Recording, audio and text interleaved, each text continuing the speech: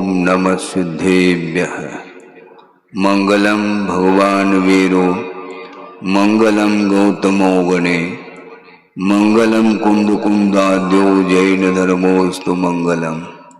सर्वमंगल मांगल्यम सर्वकल्याणकारकम प्रधानम सर्वधर्माणां जैनम जयतु शासनम।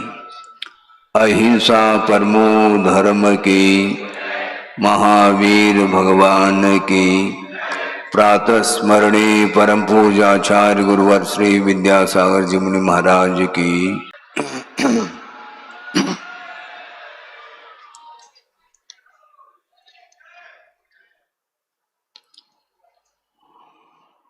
आज उत्तम आर्जव धर्म का यह प्रसंग आप लोगों को प्राप्त हो रहा है। आर्जव का अर्थ होता है सीधा, सीधापन का नाम आर्जव है। कल आपने एक तत्पर सूत्र में एक सूत्र को सुना था कि गति से गत्यंतर जब जीव जाता है उस समय उसकी गति दो प्रकार की होती है, एक वक्र गति और एक ऋजु गति। ऋजु गति का अर्थ सीधी गति होती है, जिसका दूसरा नाम भी है ईशु गति। ईशु का अर्थ होता बाण। बाण की जो गति होती है वह टेढ़ी मेढ़ी नहीं होती, बिल्कुल सीधी होती है। उसी प्रकार यहाँ पर धर्म के प्रसंग में ये तीसरा उत्तम आर्जव धर्म, जिसका व्याख्यान आगम के आधार से सूक्ष्म ज्ञान अपने पास है, सरल व्याख्यान हो सकता है, किंतु जीवन में सरलता आना अत्यंत कठिन है। व्याख्यान करने वाले बहुत सारे लोग हो सकते हैं, किंतु अपने जीवन में आर्जव धर्म की आराधना करने वाले विरल ही लोग होते हैं। बहुत कठिन होता है अपने आप को निष्पन्द रखना, बहुत कठिन होता है। वचनों में भी सरलता आ सकती है, कायिक चेष्टा में भी सरलता आ सकती है, किंतु मन में ऋजुता का भाव आना बहुत कठिन होता है। दूसरी बात यह है, यह जो वक्रता आती है मन में, उसके पीछे बहुत बड़ा कारण छुपा हुआ है। वह ये है, जिसके अंदर जितनी आसक्ति है, जिसके अंदर जितना लोभ पल रहा है, वही व्यक्ति कुटिलाई का आश्रय लेता है। पर वस्तु के प्रति किंचित मात्र भी जिसका कोई लगाव नहीं, कोई स्वामित्व नहीं, कोई लोभ नहीं है, उसके जीवन में कुटिलता कैसे आ सकती है? किसी वस्तु को हासिल करने के लिए इस प्रकार वह कुटिलाई को अपना लेता है और उसके माध्यम से उस वस्तु को सरलता से वह हासिल करता है। वस्तु को तो सरलता से हासिल कर रहा है, किंतु बिना कुटिलता का आधार लिए वह वस्तु हासिल नहीं हो सकती है। इसलिए वचनों में भी सरलता आ सकती है और कायिक चेष्टा में भी बहुत वह सरलता देखने को मिल सकती है। क्षमा, उत्तम क्षमा और उत्तम मार्गों के ऊपर आपने व्याख्यान सुना है, किंतु क्षमा और मार्ग वस्तुतः सरलता के बिना संभव नहीं है। क्षमा की मूर्ति है ऐसा कहा जा सकता है, और बहुत कोमल हृदय वाला है ऐसा कहा जा सकता है, इसके बाद भी उसके अंदर वक्रता छिपी हुई देखने में आ सकती है।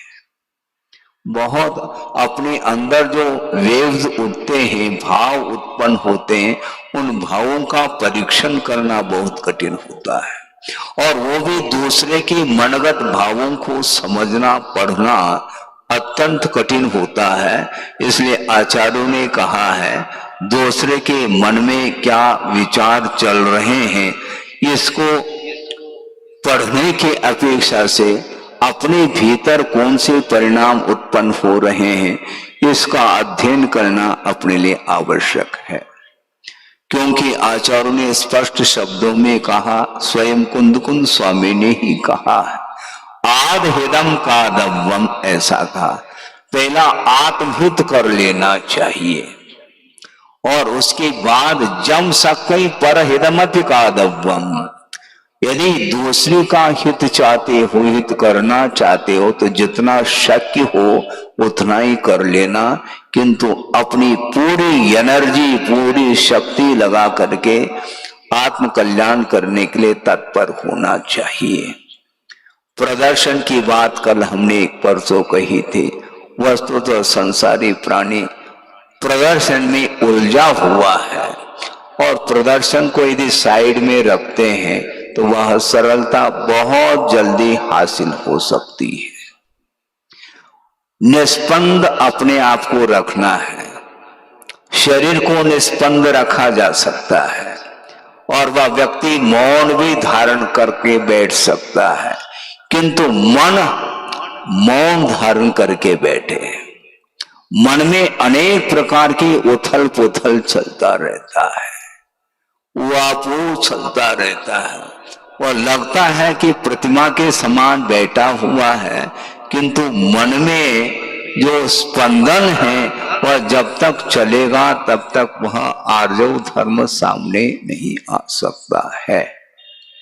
मन की सरलता बहुत आवश्यक है।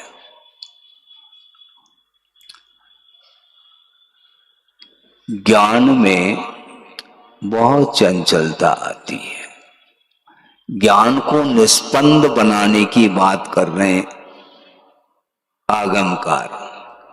ज्ञान हमेशा, बल्कि मैं बार बार इस प्रसंग को आपके सामने इसलिए रखता हूं कि आत्मगत अनंत गुण हैं जिनके पास जानने की, देखने की, संवेदन करने की कोई क्षमता नहीं, कोई सामर्थ्य नहीं। यदि जानने की, देखने की और संवेदन करने की यदि कोई क्षमता किसी गुण में है तो वह ज्ञान गुण में ही है और वह ज्ञान गुण ही हमेशा परेशानी का अनुभव करता है, बाकी जितने भी गुण है वह शांत है। इसलिए ज्ञान को निष्पन्द बनाने की आवश्यकता है, ऐसा आचार्यों का कहना है। दीपक आपने जलाया है और दीपक के माध्यम से प्रकाश भी मिलता है और उष्णता भी मिलती है, किंतु गुरुदेव का बार बार ये कहना रहता है कि वह दीपक यदि निष्पन्द है तो पर्याप्त मात्रा में प्रकाश मिल सकता है और उसके अंदर उष्णता भी पर्याप्त पाई जाएगी। वह निष्पन्द यदि दीपक जल रहा है, उस दीपक की लौ पर आप हाथ रखेंगे तो रख नहीं पाएंगे आप, बहुत जल्दी वह आपके हाथ को वह दीपक की लौ जला सकती है। किंतु चारों ओर हवा चल रही है तो उसमें वह दीपक की लौ स्पंदित है तो उसमें प्रकाश भी कम मिलेगा और उसके अंदर जलाने की क्षमता भी नहीं रहेगी। इसलिए अपने उपयोग को निष्पन्द बनाने की आवश्यकता है। वह ज्ञान स्पंदित क्यों हो रहा है?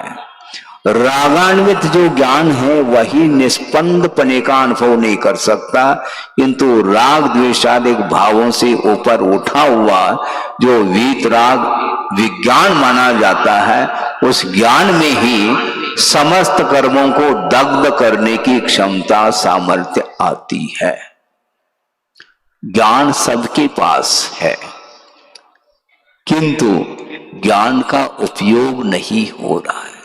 द्रव्य आगम जिसको बोलते हैं, अंगों का ज्ञान रह सकता है, पूर्वों का ज्ञान रह सकता है, इसके उपरांत भी उस ज्ञान में एक भी कर्म की निर्जना करने की क्षमता उस ज्ञान के अंदर नहीं आ रही है, क्योंकि सम्यक दर्शन का अभाव है।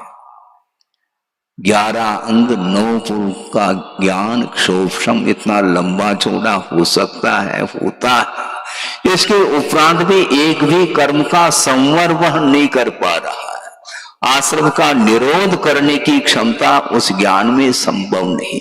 यहां तक कि कहा गया आगम में, वह नवग्रहिक में पहुंचा हुआ जो यहीं का जीव पहुंचा है मनुष्य, और वह जनलिंग को धारण करके वहां पर पहुंचा है, वहां पर वासना का भी अभाव हो चुका है और शुक्ल लेशा वहां पर पाई जाती है। इसके उपरांत भी सागरोपम आयु तक वह मंद कषाय के साथ जीवन व्यतीत करता है। इसके उपरांत भी एक कर्म की भी निर्णय करने की क्षमता उसके ज्ञान में नहीं है, ऐसा कहा है। ऐसा क्यों हो रहा है महाराज? क्यों मत पूछो, ये स्वभाव है, ये माया की तासीर है। ये उस जीव का विकास तो हुआ है, किंतु वह उधार हुआ है। वह विकास, वह पापानुबंधी पुण्य के माध्यम से उसका विकास हुआ है, किंतु आर्जव धर्म की आराधना के साथ जो विकास होता है, वही विकास सही मायने में विकास माना जाता है। और उसके माध्यम से पुण्यानुबंधी पुण्य का अर्जन करता हुआ वह देवगति को प्राप्त करता है, तो वहां पर बड़े बड़े पदों को प्राप्त कर लेता है। और वहां पर सागरोपम आयु काल व्यतीत होने के उपरांत भी वह सात से पुण्य का जो अर्जन पूर्व हो में किया था, वहां पर जाकर के वह पुण्य क्षीण नहीं हो सकता। सागरोपम आयु तक उस पुण्य का उपभोग किया है उस सम्यक दृष्टि जीव ने। इसके उपरांत भी वह पुण्य स्टॉक में भरा हुआ है, अभी बहुत है। और वहां से उतर करके वह चक्रवर्ती भी बन सकता है और तीर्थंकर भी बन सकता है और विश्व का कल्याण कर सकता है। ये विकास जो हुआ है, ये पुण्यानुबंधी पुण्य का ये परिणाम है। पापानुबंधी पुण्य वह अलग विषय है, वह कभी भी मोक्ष तक ले जाने में वह सहायक सिद्ध नहीं हो सकता, क्योंकि एक प्रकार से वह जो पुण्य का अर्जन उसने किया है, वह लोभ का अभाव नहीं था उसके अंदर, आसक्ति अत्यधिक मात्रा में थी और उसने उस प्रकार की तरकीब अपनाई कि उसने सोचा कि मेरे पास खाने पीने के लिए कुछ भी नहीं है और इच्छा तो बहुत है। तो आगम में बात सुनने को मिलती है, त्याग के माध्यम से विकास होता है, ऐसा सुना है।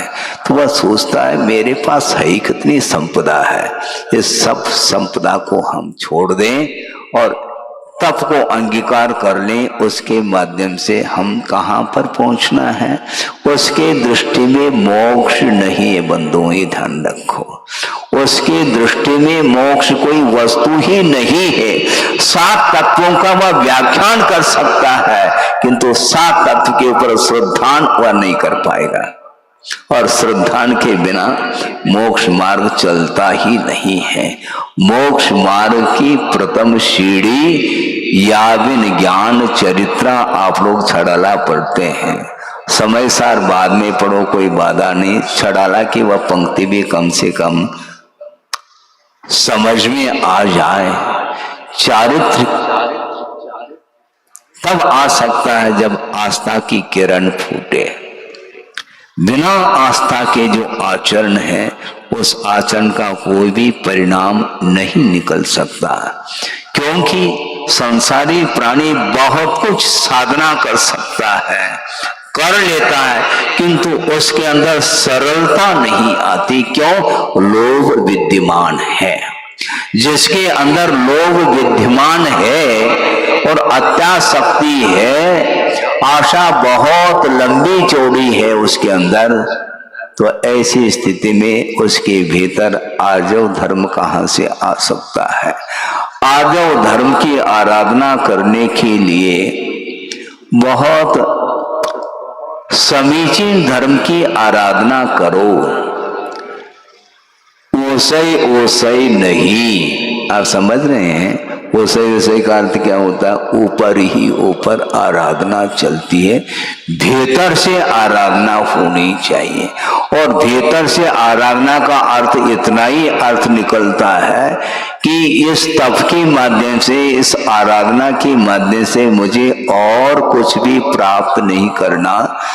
अनंत काल से संसार में संसारी प्राणी परिभ्रमण कर रहा है, अब मुझे परिभ्रमण नहीं करना किंतु यात्रा करनी है। और मोक्ष की जो यात्रा होती है वह परिभ्रमण नहीं किंतु सीधी यात्रा होती है। ऋजु गति के माध्यम से एक समय में वह सिद्ध परमात्मा लोक के अग्रभाग पर जाकर के विराजमान होती है, वह आत्मा। आपके पास भी आत्म तत्व है और किंतु परमात्मा के रूप में वह परिणत नहीं है। उस आत्म तत्व को परमात्मा के रूप में परिणत कराने के लिए सरलता की बड़ी आवश्यकता होती है। तो जिस प्रकार निष्पन्द दीपक की लौ विशेष रूप से प्रकाश देने की क्षमता उसके अंदर है और उसके अंदर उष्णता भी पर्याप्त है, उसी प्रकार ज्ञान को निष्पन्द बनाने के लिए बार बार पुरुषार्थ हमें करना है। ज्ञानावरणी कर्म का पर्याप्त मात्रा में क्षोभम होने के उपरांत भी उसकी आसक्ति समाप्त नहीं होती है। जब तक अंतर्दृष्टि नहीं होगी तब तक आर्जव धर्म संभव नहीं है, ऐसा कहा जा रहा है। वकव्रत समालंब्य वंचकई वंचितम जगत कौटिल्य कुशलई पाप प्रसन्न कश्मलाशय, इस प्रकार आगमकारों ने स्पष्ट लिखा है। वकवृत्तिम समालंब्य, बक जानते हैं आप, बक पक्षी, बगुला, वह भीतर से क्या है समझ में आएगा, बाहर से तो उसकी शुक्ल लेशा है, द्रव्य लेशा, भाव लेशा नहीं, ये ध्यान रखो। वह बगुला बहुत सफेद झक दिख रहा है, शुक्ल वर्ण है, किंतु भीतर में शुक्लता हो तो फिर कहना ही क्या, संभव नहीं। कौवा तो बाहर और भीतर दोनों दृष्टि से उसके अंदर कालिमा है। द्रव्य लेशा का तो उसका शारीरिक वर्ण भी कृष्ण, और भीतर जो भाव है उसकी, वो भाव भी कृष्णता को लिए हुए है। किंतु बगुला की स्थिति एक अलग ही निराली उसकी वृत्ति है। बाहर तो वह सफेद वर्ण को लेकर के दिख रहा है, किंतु उसके अंदर जो बैठे हुई जो भाव है, वो भाव तो देखो क्या, एक टांग से वह खड़ा है, निष्पन्द है उसके पैर, और श्वास भी शायद बहुत धीमी धीमी वह ले रहा है, वह पक्षी, ताकि किसी भी प्रकार के स्पंदन के माध्यम से व्यवधान उपस्थित हो सकता है। उसका उद्देश्य क्या है? वह पानी के भीतर गया है, किनारे भीतर तो जा नहीं सकता ज्यादा, और किनारे पर वह खड़ा है और एकदम निष्पन्द खड़ा है, और जो ही मछली आ जाए तो फिर देख लेना क्या स्थिति बनती है। एक ही क्षण में लेकर के वह उड़ जाएगा। देखने में तो यह आ रहा है कि बहुत सरल है, किंतु वह बाहरी वृत्ति है, भीतरी जो वृत्ति है वो इतनी कुटिल वृत्ति है, उसको समझना ही बहुत कठिन हो जाता। इसी प्रकार पूरा जगत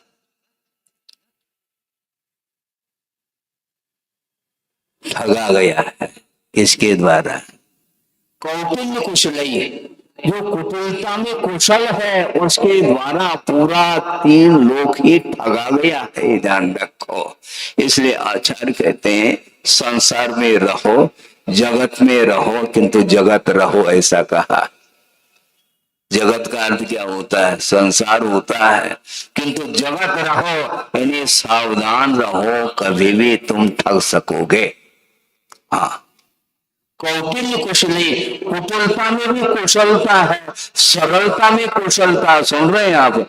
सरलता में कुशल हो तो फिर कहना ही क्या, मोक्ष देर नहीं, किंतु कुटिलता में वह एक्सपर्ट है। हाँ, कईयों को उस कुटिलता के माध्यम से अपनी चंगुल में लिया है। सोचो, विचार करो, यह भी ज्ञान की ही परिणति है, ये ज्ञान की ही करामत है, और किसी गुण में ये करामत नहीं आ सकती है। सोचो, विचार करो। ये सिद्धांत की बात मैं कहना चाह रहा हूं। एक ही में से लेकर के असंगी पंचेंद्र तक जो कर्म का आश्रय होता है, उसमें जो स्थिति बंद होता है, वह दीर्घ स्थिति को लेकर के कर्म का बंध नहीं कर सकता। एक इंद्रिय जीव है, वह मिथ्यात्व कर्म का आश्रय करता है तो एक सागर की स्थिति पड़ती है। द्विंद्रिय यदि बंद करता है तो 25 सागर की स्थिति पड़ रही है। तीन इंद्रिय यदि बंद कर रहा है तो 50 सागर की स्थिति पड़ रही है। चौरिंद्रिय यदि मिथ्यात्व कर्म का आश्रय कर रहा है तो 50 सागर की स्थिति पड़ रही है। और असंगी पंचेंद्रिय यदि कर्म का मिथ्यात्व का आश्रय कर रहा है तो उसमें 1000 सागर की स्थिति पड़ती है। किंतु संगी पंचेंद्रिय यदि पर्याप्त जीव है, वह यदि मिथ्यात्व कर्म का आश्रय करता है तो उसकी स्थिति कितनी पड़ती है? 70 कोड़ा कोड़ी की स्थिति पड़ती है। ध्यान रखो बंधुओं, तो ये मन की करामत है। संगी होकर के उस ज्ञान के माध्यम से वहां उसका मन यदि धार्मिक क्षेत्र में काम करता तो वह मोक्ष को प्राप्त कर लेता, किंतु उस मन के माध्यम से ऐसी तीव्र संक्लेश परिणाम कर लेता जिसके कारण वह 70 कोड़ा कोड़ी की स्थिति बंद कर लेता है। सप्ततिर्मोहनी यस्य, मोहनी कर्म की उत्कृष्ट स्थिति 70 कोड़ा कोड़ी स्थिति है।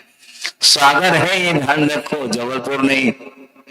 सागर का अर्थ क्या होता है? वह सागर नहीं, आगम में जो लिखा है वह एक काल को नापने का एकमात्र साधन है, जिसको धीरे धीरे आगे बढ़ते बढ़ते पल इत्यादि को पार करके सागर एक काल को नापने का एकमात्र पैमाना है।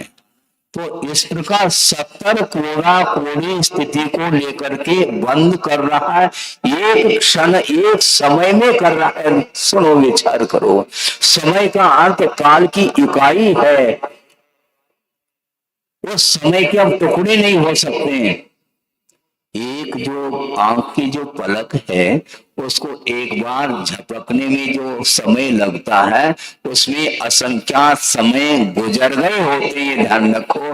तो ऐसी स्थिति में एक समय में 70 कोड़ा कोड़ी स्थिति को लेकर के वह मिथ्यात्व कर्म का बंद करता, तीव्र संक्लेश परिणाम का ये परिणाम निकल रहा है। और इस प्रकार यदि मान लो अंतर मोड़ तक वह निरंतर बंद करता है तो मिथ्यात्व की परंपरा कभी टूटेगी क्या? नहीं टूटती है। केवल एक समय में इस प्रकार के तीव्र परिणाम उसने कर लिए हैं। इसके पीछे क्या है? इसके पीछे और कुछ नहीं, आसक्ति है।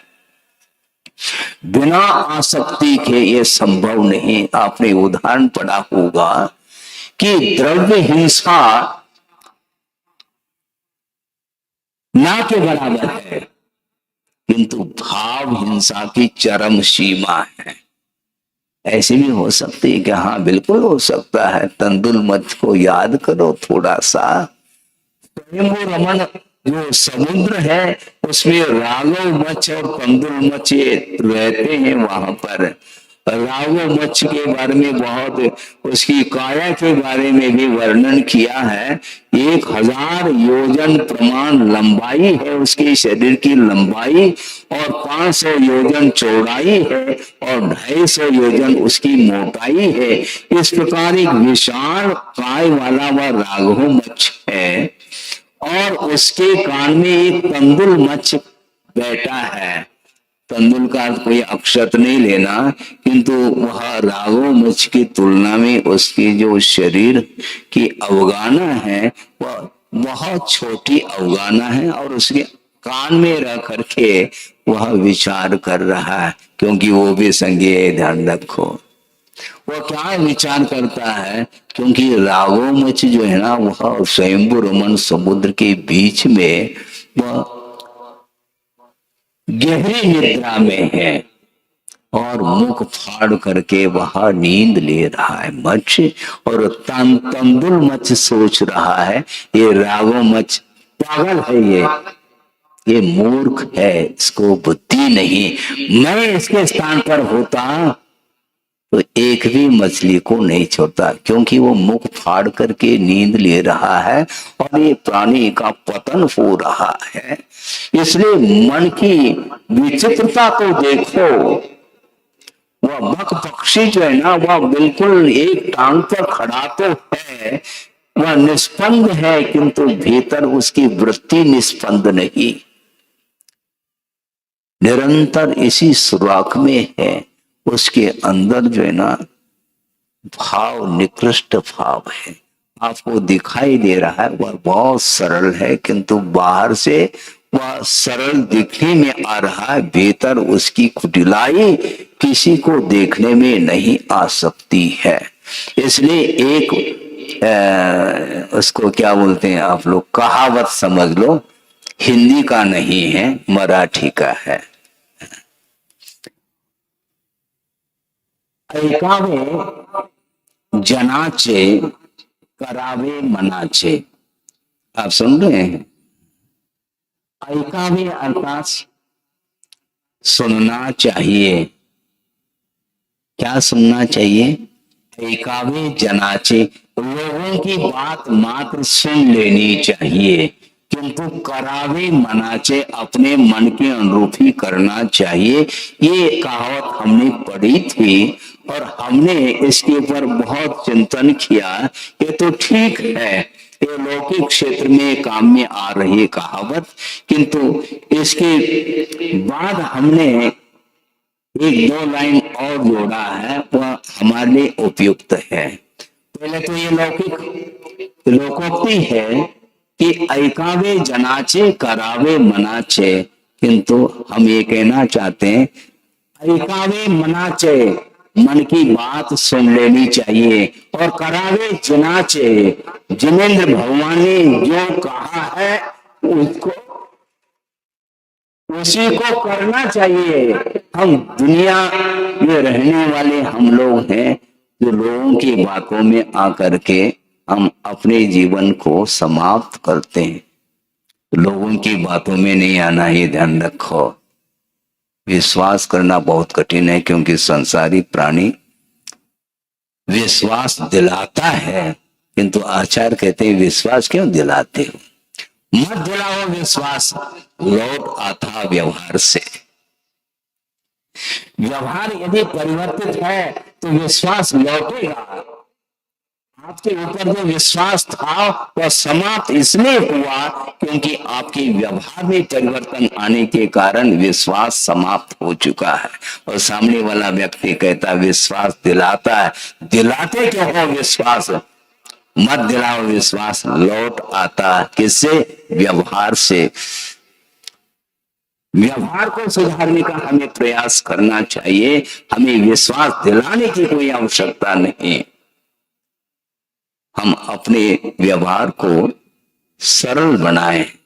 व्यवहार में यदि कुटिलाई है तो उसके ऊपर विश्वास करना ठीक नहीं माना जाता।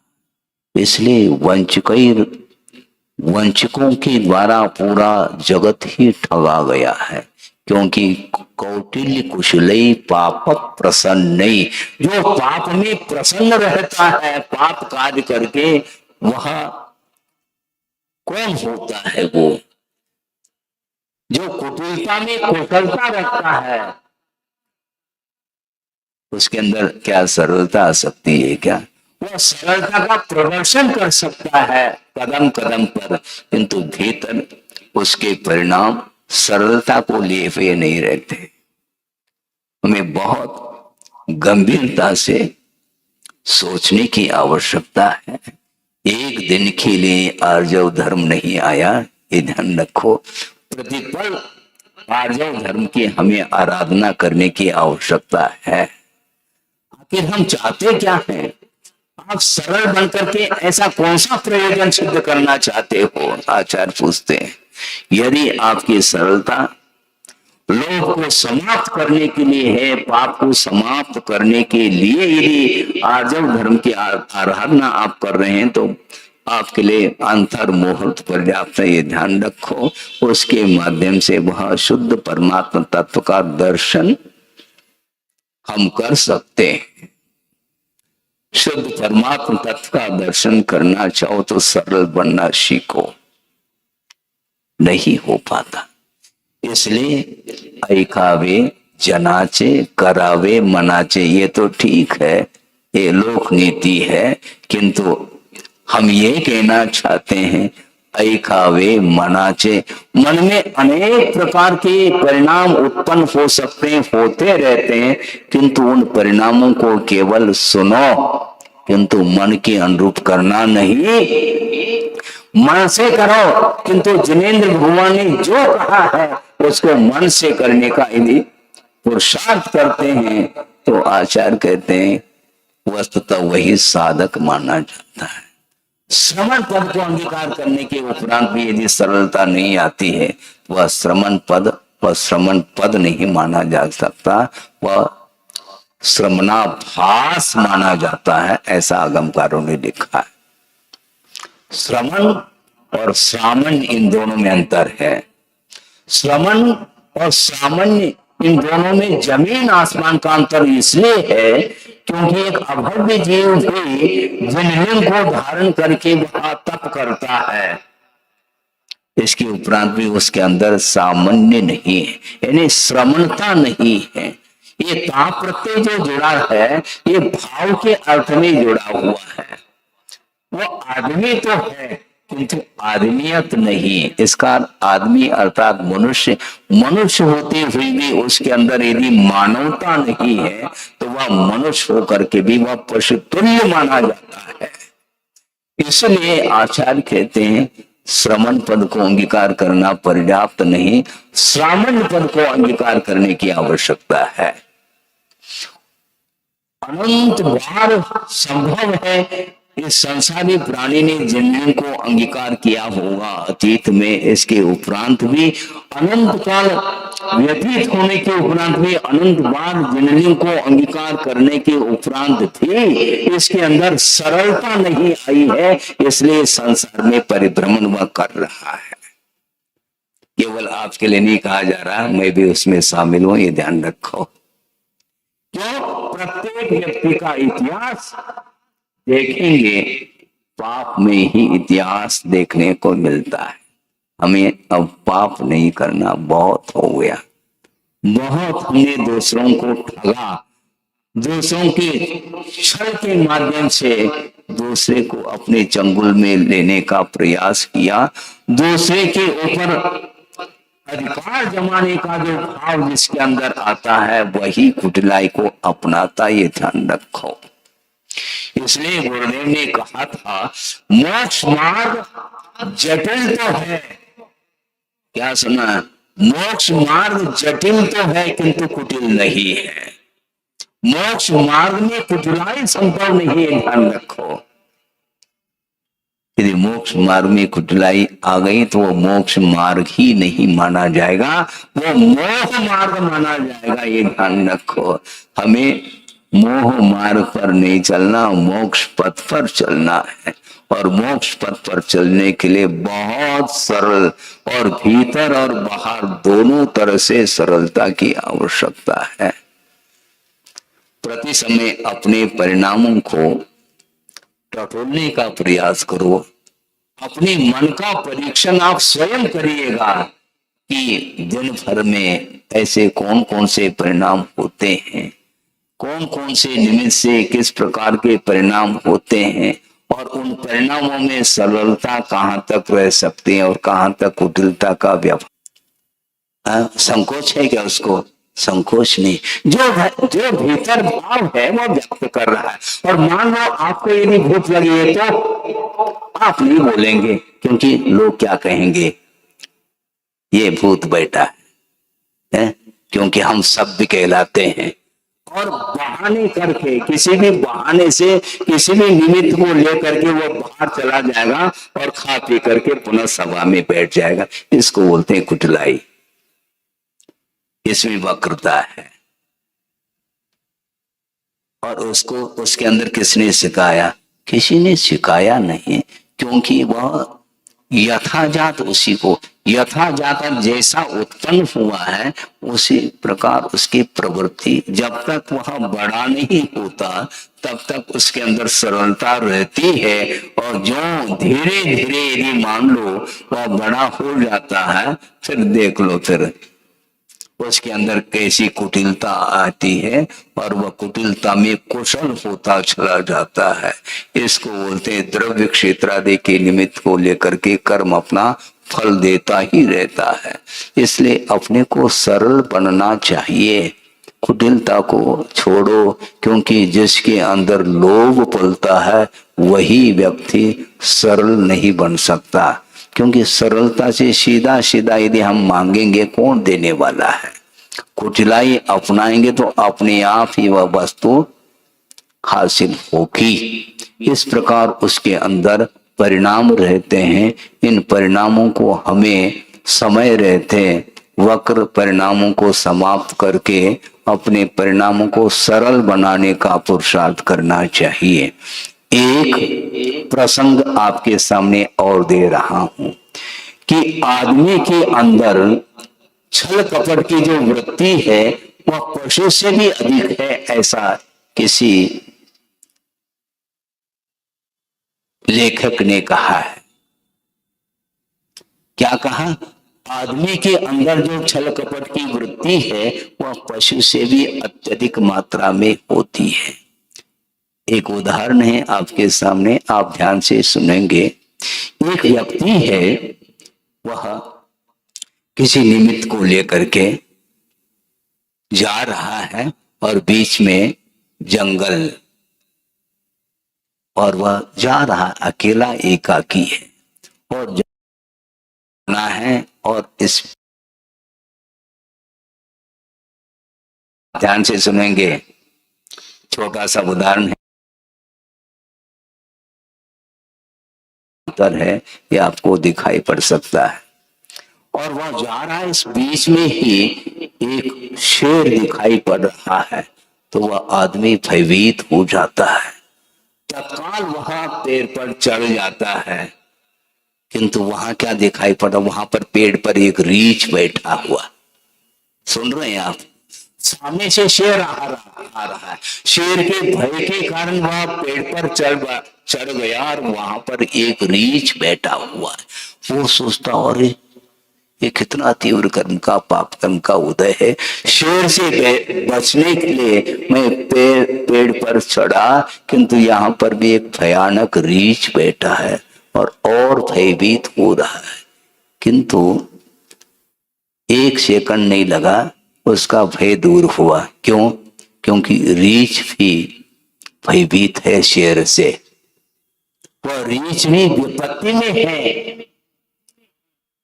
वह भी आपत्ति से घिरा हुआ है। इस प्रकार उस आदमी ने देखा तो उसका भय भी दूर हो गया। अब एक के दो हो गए, पेड़ पर रीछ भी बैठा है एक ही टहनी पर, और उसी टहनी पर वह आदमी, वह व्यक्ति भी बैठा है, और वह शेर आकर के पेड़ के नीचे बैठा हुआ है। अब सोचो, ये एक रूपक है, वस्तुतः ये ओरिजिनल कोई भी कहानी नहीं है, किंतु बच्चों की कहानी ऐसी होती है। बच्चों को सुनाने के लिए कहानी की आवश्यकता पड़ती है। सोचो, और वह शेर आकर के पेड़ के नीचे बैठा है, और वो पेड़ पर एक व्यक्ति है और एक रीछ, दोनों बैठे। अब धीरे धीरे धीरे दिन व्यतीत होने लगा और सूर्य अस्ताचल की ओर जा रहा है और अंधकार घिर रहा है, चारों ओर अंधकार छा रहा है। अब दोनों सोच रहे हैं, कौन? वह आदमी और रीछ, दोनों में संवाद चल रहा है। रीछ ने कहा कि देखो, दोनों हम विपत्ति में हैं, क्योंकि नीचे शेर बैठा हुआ है, इसलिए अपने को सावधानी के साथ रात व्यतीत करनी है। और आपस में ये विचार विमर्श किया। रीछ ने कहा कि दोनों थोड़े थोड़े देर के लिए शयन करें, सो जाएं तो ज्यादा अच्छा है, ताकि एक दूसरे की हम रक्षा भी करते रहें। रीछ ने कहा मैं पहले सो जाता हूं और तुम बैठे रहो, और जब मेरी नींद पूरी हो जाएगी तुम सो जाना। इस प्रकार आपस में विचार कर रहे हैं, और आदमी ने भी सहमति दे दी, और रीछ सो गया। अब क्या हो रहा है, सुन रहे हैं कि नहीं आप लोग? क्या सो तो नहीं गए? रीछ सो गया और आदमी जाग रहा है, और नीचे जो शेर बैठा है वह कह रहा है आदमी के लिए, देखो तुम पेड़ पर चढ़ तो गए और तुम दोनों हैं, और मुझे भूख लगी है, तुम कब तक दोनों ऊपर रहोगे? एक को तो नीचे आना ही पड़ेगा, और इसमें से कोई भी एक नीचे आ जाएगा तो मैं खा करके अपनी भूख को शांत करके चला जाऊंगा। और वो शेर कह रहा है आदमी के लिए, तुम धीरे से इस रीछ को धक्का दे दो, ताकि वह नीचे गिर जाएगा तो उसको खा करके मैं चला जाऊंगा और तुम्हारी रक्षा होगी। वो शेर कह रहा आदमी के लिए, और आदमी ने क्या संकल्प लिया था? एक दूसरे की रक्षा की बात सोची थी। अब वह सोच रहा है, हाँ ठीक है, इसमें क्या दिक्कत है? अब ईमानदारी समाप्त हो गई। जो संकल्प लिए थे एक दूसरे के उपकार को लेकर के, जो भाव सामने रखे थे, वो सब समाप्त हो गया। और वह आदमी शेर के कहने से रीछ को धीरे से धक्का देने के लिए जैसे हाथ बढ़ाया तो रीछ की नींद खुल गई। अब वह रीछ सोचता है कि देखो, मुझे धक्का दे रहा था, कोई बाधा नहीं, आदमी तो है, हमें आदमी नहीं बनना है, ये बना है, कोई बाधा नहीं। और वह रीछ कह रहा है हमारी नींद पूरी हो गई, अब तुम सो जाओ, मैं जागता हूं। अब सोचो, आदमी ने विश्वासघात किया था उस रीछ के ऊपर, और वह रीछ कह रहा है आप तुम सो जाओ, मैं जागता हूं। अब आदमी के अंदर अब विश्वास नहीं हो रहा है रीछ के ऊपर, क्योंकि जो व्यक्ति विश्वासघात करता है उसका विश्वास दूसरे के प्रति नहीं हो सकता है। और वह आदमी बहाना कर रहा है सोने का, और सो गया, और आंख खोल करके बीच बीच में देख रहा है कि रीछ क्या करता है, क्योंकि नींद नहीं आ रही, क्योंकि मैं उसको धक्का देने के लिए हाथ बढ़ाया था। अब इस रीछ के ऊपर क्या हम विश्वास रख सकते हैं? लेकिन फिर भी वह सोने का बहाना भर किया है और उसको नींद नहीं आ रही। ऐसा न हो कि रीछ जो है हमें खा न ले, किंतु वह रीछ, वह आदमी ने ये ध्यान रखो। अब नीचे जो है क्या कह रहा है शेर बैठा बैठा उस आदमी को, देखो यह रीछ जो है तुम्हें नीचे धक्का देने वाला था, इसलिए तुम बच गए हैं, अब तुम सो नहीं रहे हो, रीछ सो रहा है, उसको धक्का दे दो तो उसका भक्षण करके मैं चला जाऊंगा। तो इस प्रकार कोई व्यत्यास तो नहीं आ रहा है, परिवर्तन आया। हाँ ठीक ठीक है, वह परिवर्तन इसी प्रकार होता है, वो जो है ना माया ही इस प्रकार करती है। हाँ, वस्तुतः वह रीछ जो है सो रहा है और आदमी जाग रहा है, और आदमी आदमी सो रहा है, वह रीछ जाग रहा है, किंतु रीछ के लिए वह शेर कह रहा है इस आदमी को आप धक्का दे दो, ये इसको खा करके मैं चला जाऊंगा। तो को दो लाइन की ये कहानी है, लेकिन कहानी इसी को बोलते हैं। सोचो, अब वह रीछ कहता है शेर के लिए मैं धक्का नहीं दे सकता क्योंकि मेरा संकल्प है, मैं आदमी नहीं हूं। आदमी के अंदर बहुत जल्दी परिवर्तन आता है, जबकि पशु होकर के भी संकल्प को वह बरकरार बनाए रखा है। सोचो, विचार करो। सोचता है आदमी मैं ही सब कुछ, दुनिया में मेरे अनुरूप और कोई ज्ञानी नहीं, और कोई साधक नहीं, आदि आदि बहुत न जाने कौन कौन से परिणाम कर लेता है, किंतु उसके अंदर जो कुटिलाई है वह दूर नहीं होती। ये ध्यान रखो, सिद्धांत से समझ लो, कहानी तो कहानी है, नहीं समझे, किंतु सिद्धांत से सोचेंगे तो सप्तम पृथ्वी का जो बंद करता है वह एक अपवाद है पशुओं के लिए, एक राघव मच और तंदुल मच के लिए, किंतु तंदुल मच और राघव मच को छोड़ करके और कोई भी पशु नहीं है जो सप्तम पृथ्वी का बंद कर सके। तो कौन करता है? मानव में, और उसमें भी कौन? स्त्री नहीं कर सकती। महिला की वश की बात नहीं, किसकी वश की बात है? पुरुष है। पुरुष ही सप्तम पृथ्वी का बंद करता है, स्त्री नहीं कर सकती, ध्यान रखो। इससे स्पष्ट है कि अत्यधिक यदि पाप करता है वह पुरुष ही करता है, लेकिन पुरुष के अंदर मोक्ष जाने की भी क्षमता पुरुष के अंदर ही है, ध्यान रखो।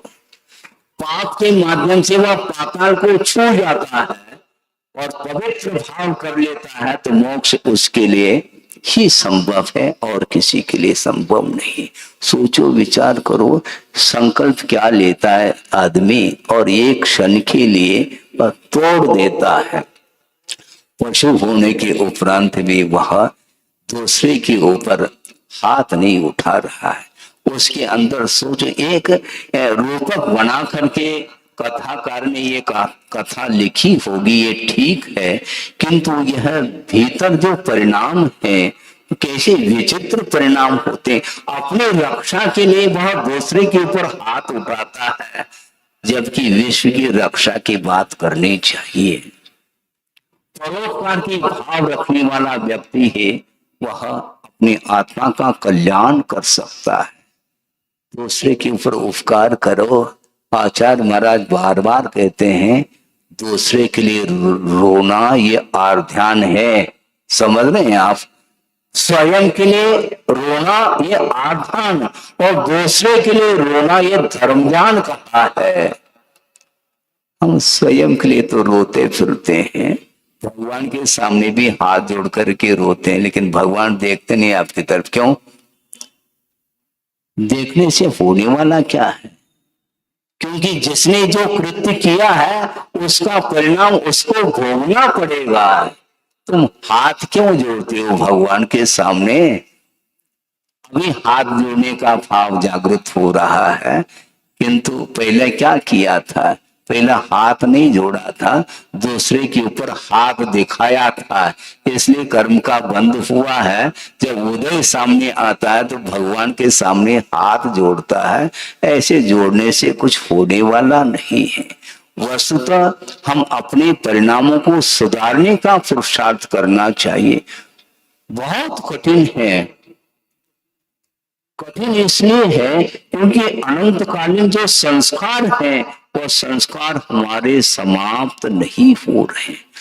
अज्ञान जो भाव है, अविद्या के संस्कार अनंतकालीन है। मोहजन्य संस्कार को डिलीट करने के लिए आपको एक क्षण के लिए तुम सरलता को प्रदर्शित करना चाहो तो एकमात्र ड्रामा हो सकती है। ड्रामा तो किया संसारी प्राणी ने, मैं कितना सरल हूं। अरे सरल हो, प्रदर्शन क्यों कर रहे हो? सरलता का प्रदर्शन नहीं किया जा सकता। सरल जो है वो ओरिजिनल आत्मा का स्वभाव माना जाता है। वस्तु का स्वभाव है, वही धर्म हो सकता है। ये ड्रामा धर्म नहीं है। एक तात्कालिक वह प्रदर्शन किया जा रहा, उसके माध्यम से सामने वाले व्यक्ति को प्रभावित करने के लिए इस प्रकार जो ड्रामा करते हैं, नाटक करते हैं, इसलिए वह संसार में अटकते हैं। नाटक करने वाला हमेशा संसार में अटका रहता है। न अटक, ऐसा कहा आचार्य ने। अटकना नहीं है हमें। जो अटकेगा तो उसका परिभ्रमण समाप्त नहीं होगा। इसलिए कुटिलता को समाप्त करने के लिए एक दिन आया। कम से कम एक दिन तो कम से कम सरल बनो। इसका अर्थ ये नहीं कि दूसरे दिन तुम कुटिल बन जाओ, ऐसा नहीं कह रहा हूं, किंतु सरल अपने आप को बनाना बहुत कठिन होता है। जीवन भर जो सरल हो करके और जो धर्म की उपासना करता है तो उसका कहना ही क्या है। बहुत आनंद का अनुभव होता सरल बनने में, किंतु सरल बनने से संसारी प्राणी को पसीना आ रहा है। क्यों? जो पर वस्तु के प्रति स्वामित्व भाव रखता है उसके लिए सरल होना बहुत कठिन है। बल्कि सब कुछ छोड़ने के उपरांत भी वह कुटिलाई बनी रह सकती है, क्योंकि मोक्ष तत्व उसके सामने है ही नहीं। सांसारिक भोग सामग्री को प्राप्त करने के लिए ही वह इस प्रकार का भेष अपना लेता है। बहुरूपी, बहुरूपिया क्या होता है? वो कदम कदम पर अपने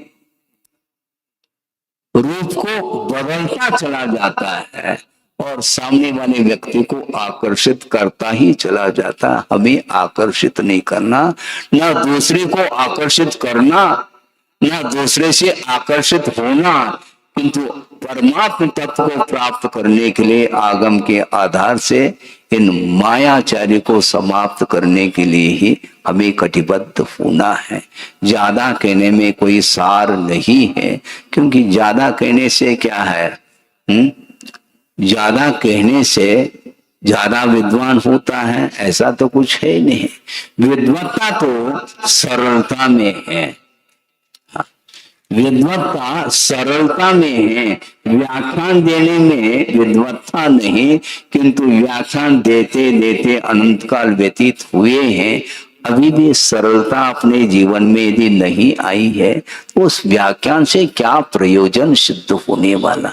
नहीं हो सकता है। एक छोटा सा और प्रसंग दे करके इस विषय को पूर्ण कर रहा हूं कि वस्तुतः सरलता की कोई सीमा है ही नहीं, किंतु वक्रता की चरम सीमा दिखाई देती है। एक व्यक्ति है जो व्यापार करने जा रहा है और हाथ में क्या है?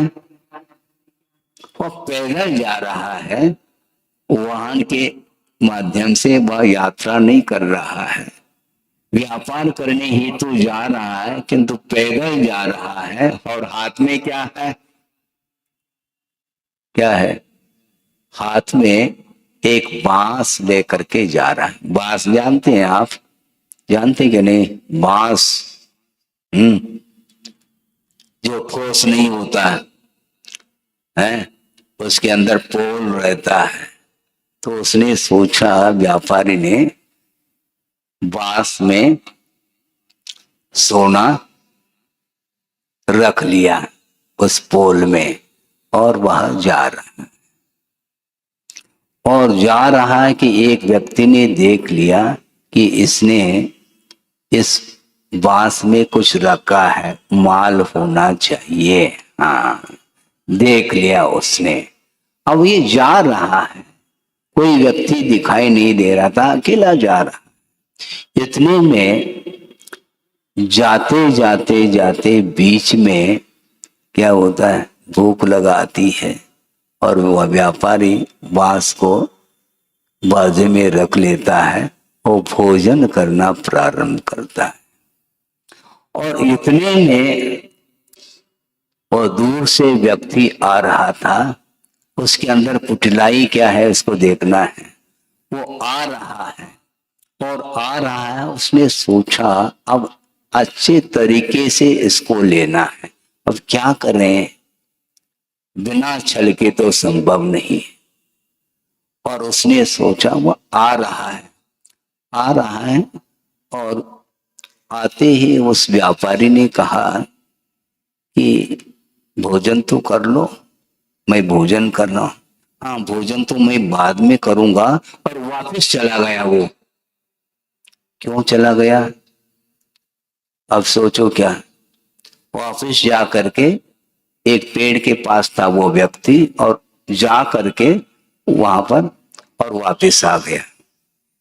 और पुनः वह व्यापारी पूछता है कि तुम आ गए थे, वापस क्यों गए। इसलिए गया था क्योंकि पेड़ के नीचे मैं बैठा था और बदन पर जो है ना एक पत्ता गिर गया था। ऐसा ना हो कि मेरे अंदर लोभ जागृत ना हो, इस उस पत्ते को वहां पर झाड़ने के लिए गया था। ये प्रदर्शन कर रहा है कि मैं कितना सरल हूं, क्योंकि पर वस्तु के प्रति मेरी दृष्टि नहीं है। हाँ, मेरे अंदर बिल्कुल लोभ नहीं है, इसलिए कोई लोभी ना समझे। इसलिए उस पत्ते को भी वहां पर जहां से मैं आया था वहीं पर छाड़ करके मैं आया हूं। अच्छा, कोई बात नहीं, इतने सरल व्यक्ति, इतने निर्मल परिणाम वाले हमने किसी व्यक्ति को नहीं देखा था। कोई बात नहीं, आप बैठिए तो सही, आप भोजन करिए। और वह भोजन करने के लिए बैठ गया और थोड़ा सा एकाध ग्रास लिया और उसके बांस को लेकर के फरार हो गया। अब सोच लिया आपने, उसके अंदर जो कुटलाई थी, क्या प्रदर्शन किया था उसने। मेरे अंदर कितनी सरलता है, मेरे अंदर कोई भी आसक्ति नहीं, पर वस्तु के प्रति मेरा कोई भी स्वामित्व नहीं, इस प्रकार प्रदर्शित किया था। और उस बांस को लेकर के वो फरार हो गया। और होता क्या है, एक श्वान कुत्ता आ रहा है और उसको भगाने के लिए ही वह फरार हुआ था। ये प्रदर्शन करना था कि वह कुत्ता आ रहा है, ऐसा न हो कि व्यवधान न हो जाए भोजन में, और उसको लेकर के उसको भगाने की दृष्टि से बहुत दौड़ लगा रहा था। और इस आदमी को समझ में आ गया वापस तो आ जाएगा, क्योंकि कुत्ते को भगाने के लिए गया है, इतना सरल व्यक्ति कहाँ जा सकता है, वापस आ जाएगा। किंतु वो वापस नहीं आया। वो है, वो कुत्ते तो वापस आ गए, किंतु वो गया तो गया और उसके अंदर वह सोने का वह बिस्किट, खाने के नहीं, सोने के बिस्किट्स थे उसमें, और चला गया। इसको बोलते हैं प्रदर्शन। हम दिखाते हैं अपने आप को, सरलता का प्रदर्शन करते हैं। हम अपने अंदर कोई भी कुटिलाई नहीं, कोई वक्रता नहीं, बहुत यथाजात जैसे शिशु के समान हो, इस प्रकार वह प्रदर्शित करता है।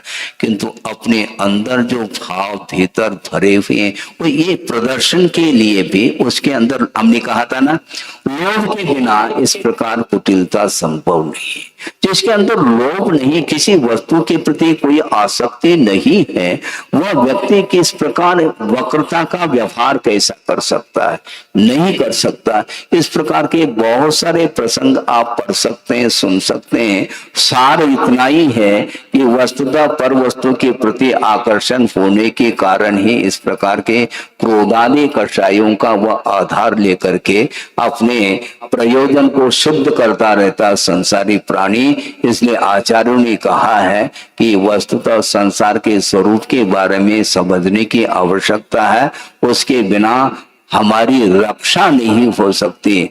आत्मरक्षा यदि करना चाहो तो संसार के स्वरूप के बारे में सोचो, समझो और सतर्क होकर के सावधानी के साथ अपने जीवन को उज्जवल बनाने का जो पुरुषार्थ करता है, वही व्यक्ति आर्जव धर्म की उपासना कर सकता है। आर्जव धर्म की उपासना करने के लिए पर वस्तु का परित्याग करना है। आज त्याग धर्म नहीं है, किंतु अलर्ट तो करना पड़ेगा, कम से कम सावधान रखो, त्याग धर्म भी आने वाला है। लेकिन ये ध्यान रखना, कोई जोर जबरदस्ती नहीं करेगा त्याग करने के लिए, किंतु त्याग करने की भावना स्वतः अंत प्रेरणा से ही त्याग का भाव जागृत होता है। इसलिए पर वस्तु का यदि पूर्णतः त्याग हो जाएगा तो वस्तुतः वह आर्जव धर्म और पुष्ट होता चला जाता है। इस प्रकार उस आर्जव धर्म की आराधना करने के लिए ये हमें आगम भी पढ़ने को मिल रहा है। गुरुओं के माध्यम से भी उपदेश कई बार सुन लिए हैं और उस उपदेश को आत्मसात करते हुए यदि हम अपने जीवन को व्यतीत करेंगे तो निश्चित रूप से सरलता पूर्ण रूप से आएगी। जो सरलता के माध्यम से हमारी जो गति होगी वह पंचम गति होगी, जिसको मोक्ष बोलते हैं। मोक्ष जानने की, मोक्ष प्राप्त करने की उत्कंठा जिसके अंदर है, वह निश्चित रूप से वक्रता को समाप्त करके आर्जव धर्म की आराधना करना प्रारंभ कर सकता है। सब लोग मिल करके आर्जव धर्म की आराधना करने का हमें पुरुषार्थ करना चाहिए। अहिंसा परमो धर्म की जय। बोधि समाधि परिणाम शुद्धि स्वात्मोपलब्धि शिव सो प्रसिद्धि चिंतामणि चिंतित वस्तुदाने त्वामुंद मानस्य ममास्तुति। परम पूज्य आचार्य गुरुवर श्री विद्यासागर जी महाराज की जय।